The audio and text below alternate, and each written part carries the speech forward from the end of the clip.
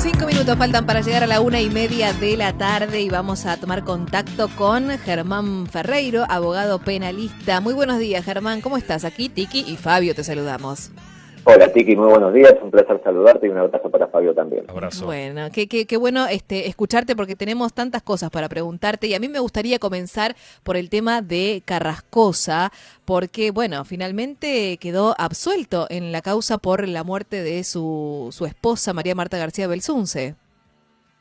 En principio, Tiki, como bien decís, la primera lectura que uno realiza, y es lo primero que a mí se me vino a la cabeza en el día de ayer, fue que después de 18 años, dentro de los cuales 7 años y medio estuvo privado de su libertad, el Estado argentino, a través de su máximo órgano judicial, le dice a una persona que es inocente, lo cual a mí me parece una situación terrible.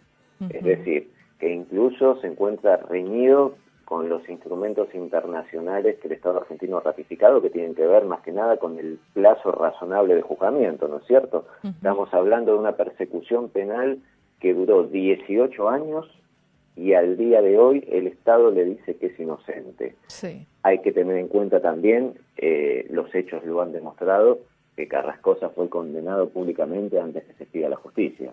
También, claro, eso... No sé si tuviste posibilidad de mirar la serie, que se llama Carmel, justamente, pero ahí Carrascosa, sobre el final, sobre uno de los capítulos finales, dice, estoy esperando la absolución porque yo después voy a actuar contra las personas que me mal juzgaron, por decirlo de alguna manera. Digamos, ¿ahora Carrascosa tiene la posibilidad de actuar contra el Estado, por ejemplo? Sí, desde luego que tiene acciones contra el Estado e incluso también hace mucho tiempo en los claustros académicos se viene hablando de lo que tiene que ver con que los magistrados o los funcionarios sean responsables de sus decisiones o de sus sentencias. Uh-huh. Acá lo que dejó al descubierto la Corte Suprema, no en el día de ayer, porque lo de ayer tiene que ver con un tecnicismo del recurso extraordinario que al no encontrarse cuestión federal suficiente no habilitó la jurisdicción de la Corte. Uh-huh. Pero esto se remonta a años atrás, cuando... Ahí sí la Corte intervino y ordenó una revisión integral del fallo en virtud de que se pudieron alertar muchas irregularidades en la investigación. Y eso es conteste con lo que sostuvo Carrascosa desde el primer día de la investigación, que uh-huh. hubo irregularidades manifiestas en la investigación y desde el primer momento se pronunció inocente y a su vez no es un detalle menor, Tiki y Fabio, que la propia familia de la víctima, de María Marta, uh-huh. siempre abonaron sobre la inocencia de Carlos Carrascosa. Claro, sí. Es decir, que hoy, con 18 años de investigación y 7 años y medio, donde se encontró privado de su libertad, el Estado le dice que es inocente. Sí, señor, usted tenía razón. Uh-huh. Pasaron 18 años. Eso, cuando uno habla en más de una oportunidad de que el Estado de Derecho en la Argentina está herido de muerte, tiene que ver con esto. Uh-huh. Cuando hablamos de las garantías constitucionales, del principio de inocencia, del derecho de defensa en juicio, sí. justamente es en relación a estas situaciones. Sí.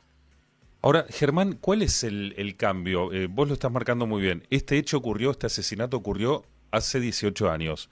En un principio la justicia falla en contra de Carlos Carrascosa, lo mete preso, lo priva de su libertad. ¿Qué cambió cuando el hecho ya pasó hace tanto tiempo como para que la justicia ahora dictamine que Carrascosa es inocente? Esto tiene que ver con lo siguiente, incluso Carrascosa fue imputado en 2 oportunidades y por 2 delitos diferentes. En primer término, por el encubrimiento del homicidio y luego como coautor del mismo, que es una calificación muy grave porque estamos hablando del homicidio calificado de su esposa. Uh-huh. Ahora bien, una vez que se dictaron sendas sentencias, lo que tuvo lugar fue una instancia de recursos de apelación.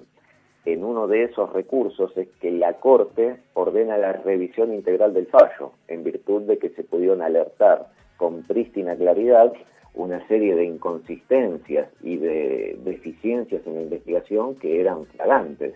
A partir de ahí se vuelve a analizar pormenorizadamente la investigación penal y es donde surge sin lugar a dudas la inocencia de Carrascosa y por ende se postula su absolución. Uh-huh. Incluso el dictamen del procurador del día de ayer, del doctor Carlos Casal, daba cuenta también de sugerirle a la Corte, en el dictamen que emitió, de que se confirme la absolución. Estamos hablando del máximo Tribunal de Justicia de la República Argentina. Es decir, se logró revertir esa situación de condena por medio de las instancias recursivas que ejerció la defensa de Carlos Carrascosa. Claro. Y en el caso de que él accione, ¿no? Porque la verdad uno tiende a pensar, estuvo, si mal no recuerdo, 7 años preso. Digamos, eso no tiene vuelta atrás. Lo que padeciste estando en prisión y demás no tiene vuelta atrás. Pero, digamos, si él iniciara un reclamo, ¿qué se pediría? ¿Como una compensación económica por esos años que él estuvo detenido? Claro, en primer término, como bien lo ilustraste vos, Tiki, para mí el daño es irreparable. No hay suma de dinero que pueda reparar los perjuicios ocasionados en lo que tiene que ver con la condena social, con lo que tiene que ver con las problemáticas familiares, lo que tiene que ver con la economía personal de Carrascosa, que de hecho se ha expedido al respecto de los ahorros que tenía destinados para transitar su vejez fueron absorbidos por toda la tramitación de los juicios. Obviamente tiene una acción de daños y perjuicios.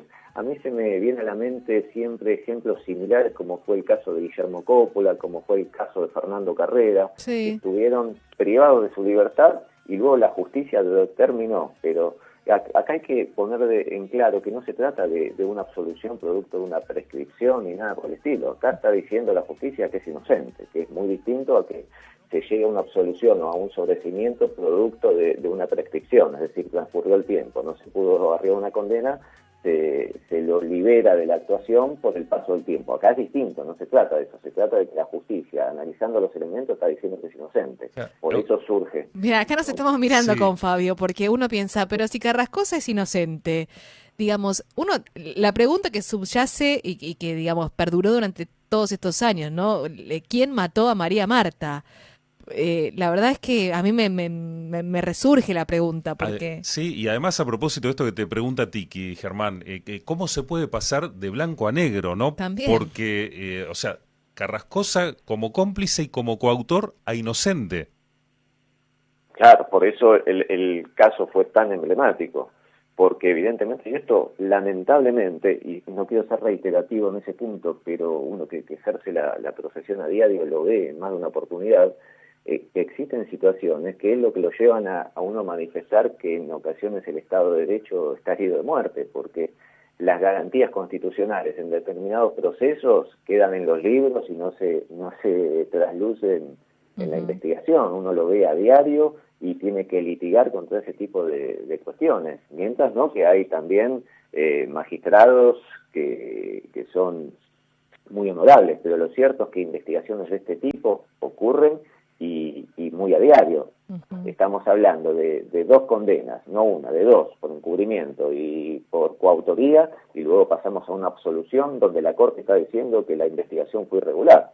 Entonces nos da un lineamiento de que evidentemente lo que ocurrió fue muy grave, máxime cuando una persona estuvo privada de su libertad 7 años.